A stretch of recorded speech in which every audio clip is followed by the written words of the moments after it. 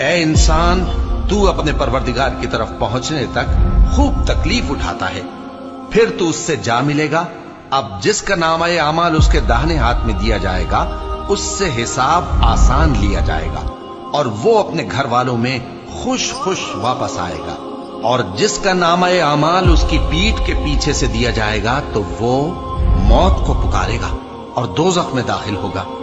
وہ اپنے اہل و عیال ہی میں مگن رہتا تھا، وہ تو خیال کرتا تھا کہ اللہ کی طرف لوٹ کر نہ جائے گا، کیوں نہیں؟ اس کا پروردگار تو اس کو دیکھ رہا تھا۔ سو میں شام کی سرخی کی قسم کھاتا ہوں اور رات کی اور جن چیزوں کو وہ اکٹھا کر لیتی ہے ان کی، اور چاند کی جب وہ پورا ہو جائے کہ تم لوگ درجہ بدرجہ ضرور چڑھو گے۔ تو ان لوگوں کو کیا ہوا ہے کہ ایمان نہیں لاتے؟ اور جب ان کے سامنے قرآن پڑھا جاتا ہے تو سجدہ نہیں کرتے، بلکہ کافر جھٹلائے جاتے ہیں، اور اللہ ان باتوں کو جو یہ اپنے دلوں میں چھپاتے ہیں خوب جانتا ہے۔ تو ان کو دکھ دینے والے عذاب کی خبر سنا دو۔ ہاں، جو لوگ ایمان لائے اور نیک عمل کرتے رہے ان کے لیے بے انتہا اجر ہے۔